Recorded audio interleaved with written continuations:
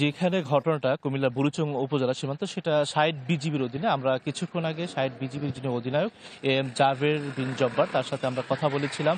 তিনি আমাদেরকে যেটুকু নিশ্চিত করেছেন যে আমরা বিষয়টি যখন শুনতে পেয়েছি তারপরেই কিন্তু সে কিভাবে মারা গিয়েছে এবং কিভাবে গুলিবিদ্ধ হয়েছে এই বিষয়ে জানার চেষ্টা করেছি। পরবর্তীতে এই বিষয়টা নিয়ে ভারতের যে সীমান্তরক্ষী বাহিনী বিএসএফ তার সাথেও আমরা কথা বলার চেষ্টা করেছি। এখন পর্যন্ত তাদের আসলে ভারতীয় যে সীমান্তরক্ষী বাহিনী বিএসএফ তাদের সদস্যদের সাথে কথা বলার সুযোগ হয়নি।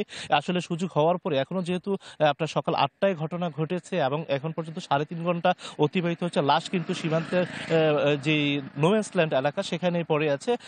আমরা যেটুকু জানতে পেরেছি সেখান থেকে এখন পর্যন্ত লাশ উদ্ধার করে বাংলাদেশের অংশে আনা হয়নি এবং বিএসএফ এর সাথে আলোচনা সাপেক্ষে আপনার লাশ নিয়ে পরবর্তী যে কার্যক্রম সেটা করা হবে। বিশেষ করে আমরা তাদের কাছে যেটুকু জানতে পেরেছি পতাকা বৈঠক বিজিবি বিএসএফ এর বৈঠকের মধ্য দিয়ে মূলত আপনার সীমান্তে যে হত্যা কার্যক্রম এবং হত্যার পরবর্তী সেটা আসলে সম্পন্ন হয়ে থাকে। সেটা হওয়ার পরই মূলত আসলে লাশ বাংলাদেশে নিয়ে আসা হবে। তো তাদের কাছ থেকে আমরা যেটুকু জানতে পেরেছি সকালে আপনার কুমিল্লার বুড়িচং উপজেলার মিরপুর এবং স্থানীয়রা এই এলাকাটাকে জামতলা হিসেবেই জানে।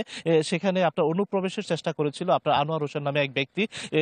ওই সময় কিন্তু আপনার বিএসএফ সদস্যরা তাকে লক্ষ্য করে গুলি ছুড়ে এবং গুলিবিদ্ধ হয়ে সে নিহত হয় এবং আমরা স্থানীয়দের মাধ্যমে যেটুকু জানতে পেরেছি সকালে স্থানীয় ইউপি সদস্য আবুল কাশেম তিনি আমাদেরকে জানিয়েছেন যে সকালে বেশ কয়েকটি গুলি শব্দ শোনেন। পরবর্তীতে জানতে পারেন যে একজন বাংলাদেশি সেখানে পড়ে আছে। তো ওই ব্যক্তি আসলে ভারত থেকে অবৈধ পথে আপনার চিনি আনা নেওয়ার শ্রমিক হিসেবে সে কর্মরত ছিল এবং এই কাজটা সে দীর্ঘদিন ধরে করে আসছিল এবং এরই অংশ হিসেবে আজকে যখন অনুপ্রবেশ করছিল ভারতে সে সময় মূলত বিসিএফ হাতে গুলিবিদ্ধ হয়ে সে নিহত হয়।